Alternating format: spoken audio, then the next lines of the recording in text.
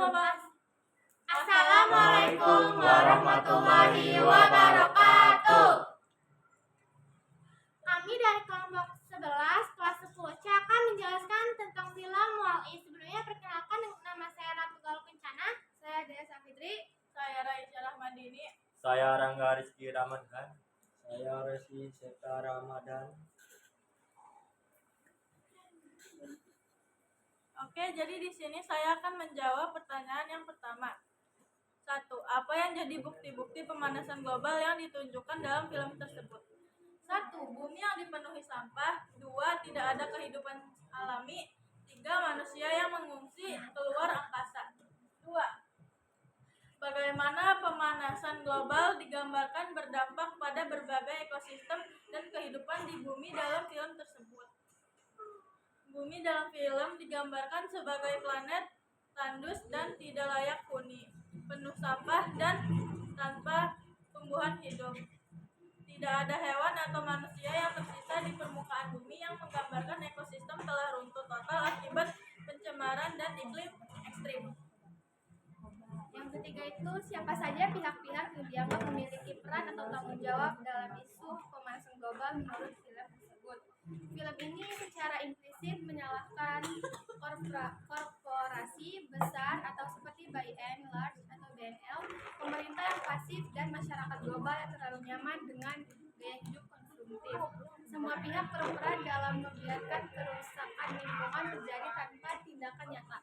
Yang keempat itu ada solusi atau upaya apa saja untuk mengatasi pemanasan global yang disajikan dalam film.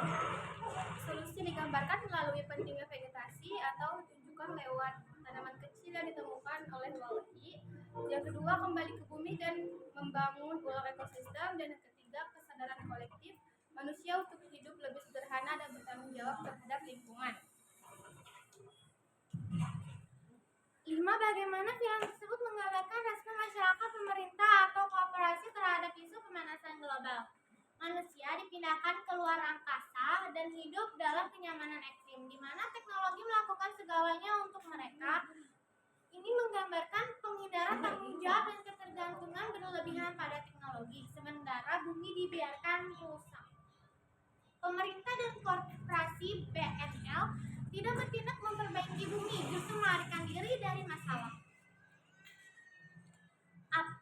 Apa pesan utama yang ingin disampaikan film tersebut terkait dengan pemanasan global? Pesan utamanya adalah bahwa jika manusia tidak mengubah gaya hidup konsumtif dan tidak peduli terhadap lingkungan, maka bumi bisa menjadi tidak layak huni. Namun harapan tetap ada jika manusia bertindak bersama, mulai dari tindakan kecil seperti merawat tanaman dan mengurangi ketergantungan pada teknologi dan konsumsi.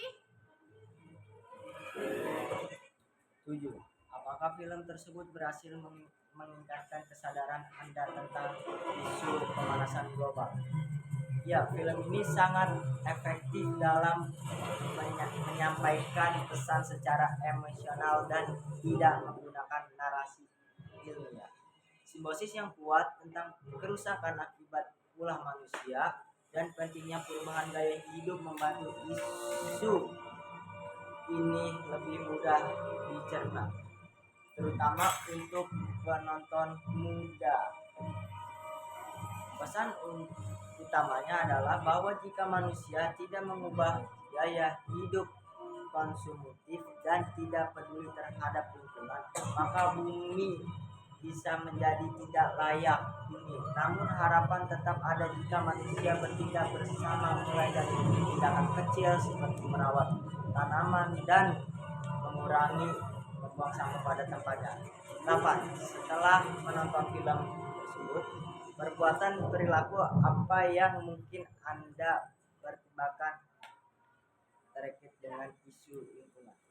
Beberapa perubahan yang mungkin dipertimbangkan: mengurangi konsumsi barang yang tidak perlu, seperti mendaur ulang dan mengelola sampah lebih baik, menggunakan energi ramah lingkungan, menanam pohon atau merawat tumbuhan.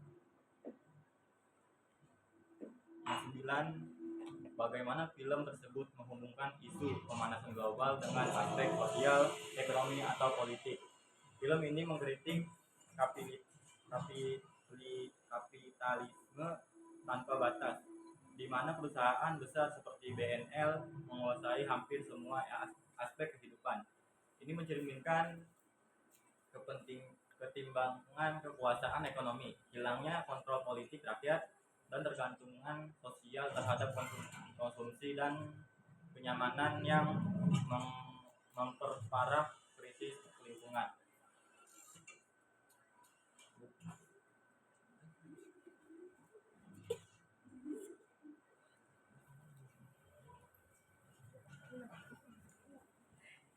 Sekian dari kelompok kami. Wassalamualaikum warahmatullahi wabarakatuh.